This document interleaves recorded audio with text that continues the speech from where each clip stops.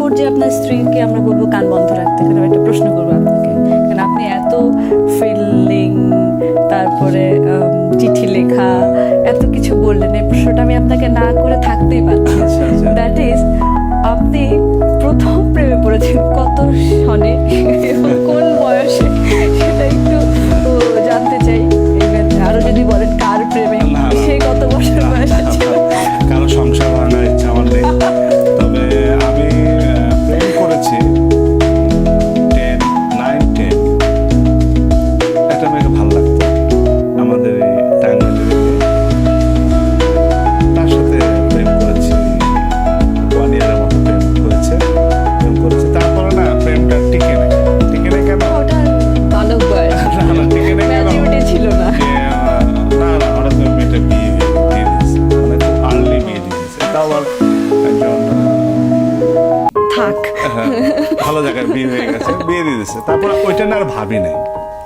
কিন্তু স্কুলে বা কলেজ লাইফে যে ফিল্ডিং যে মেরেছি, মেয়েদের সাথে দুষ্টামি করেছি, ফ্রেন্ডশিপ হয়েছে, কিন্তু সিরিয়াস কোনো পর্যায়ে যায়নি যে এই শুনো আমি তোমার সাথে বাঁচবো না, আমি তোমাকে ভালোবাসি, জানো কার ঘুম হয় নাই সারা, এটা এই ধরনের না, এই ধরনের ল্যাঙ্গুয়েজ ইউজ করে নাই, খালি এটা বলছি তোমাকে ভালো লাগে, তোমাকে ভালোবাসি, বাস।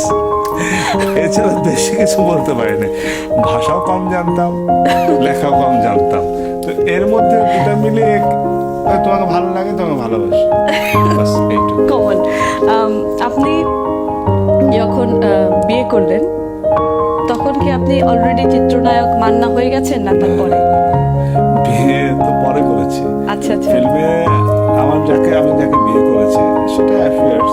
আচ্ছা, ওই যে তোমাকে ভালো লাগে, তোমাকে ভালোবাসি, এটা একদম স্ট্রেট বলছিলাম। শুনেন, আপনাকে আমার ভালো লাগে, আপনাকে আমি ভালোবাসি।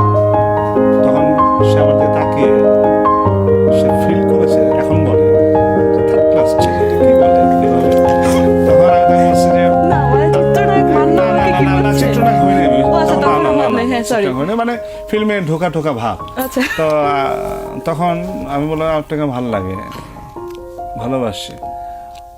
তাকে চলে গেছে। আমি শুনেন আপনি কি করেন? বলে আমি এয়ারলাইন্স চাকরি করি।